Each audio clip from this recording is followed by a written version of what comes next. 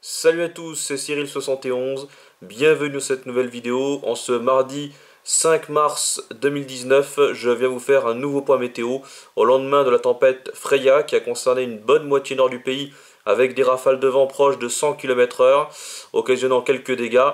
On a une nouvelle dépression qui s'apprête à nous concerner. Alors cette fois-ci, ça s'annonce pas comme la tempête Freya.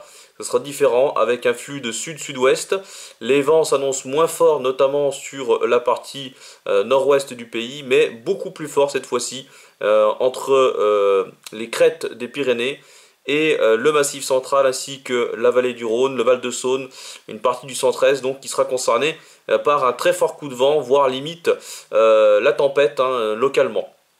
Donc c'est dû à cette dépression que vous avez vu d'ailleurs sur mes dernières vidéos. Donc elle arrive sur le proche Atlantique, voilà, et elle va traverser donc le pays entre mercredi et jeudi. On voit très bien ici avec le Touareg qui se forme dans le golfe de Gascogne.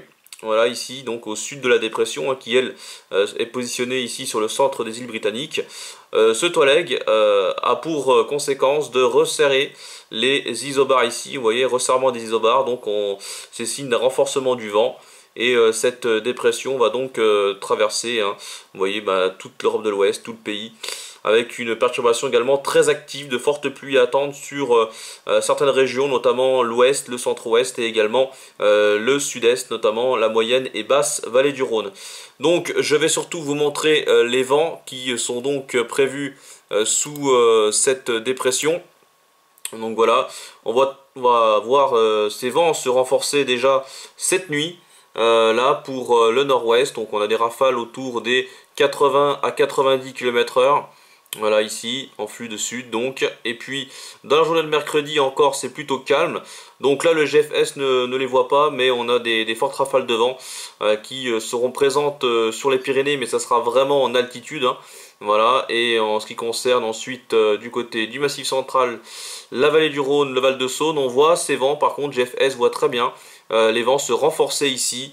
Voilà, et il faut s'attendre donc là à des rafales autour des 80 à 90 km/h dans l'après-midi.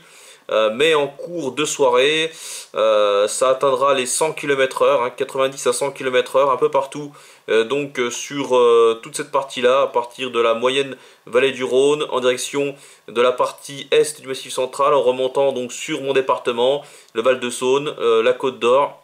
On voit très bien ici, ça remonte dans le couloir entre le couloir rhodanien et le Val-de-Saône. Chez moi, on attend de nouveau de très fortes rafales de vent, autour des 80 à 90 km/h possibles. Donc ça va souffler très fort, et cette fois-ci, ça sera donc dans la nuit de mercredi à jeudi, ce fort coup de vent aura lieu. Et localement, sur les reliefs, on pourrait dépasser même les 100 km/h, donc attention, on aura peut-être une alerte d'ailleurs de nouveau au vent pour le centre-est. Voilà, donc cette fois-ci, ça concerne vraiment ces régions-là, donc pas tout à fait les mêmes régions que la tempête Freya. Et puis le vent se calme dans la nuit, dans fin de nuit de mercredi à jeudi. Voilà, donc c'était pour vous faire une petite vidéo pour vous parler de ce nouveau fort coup de vent.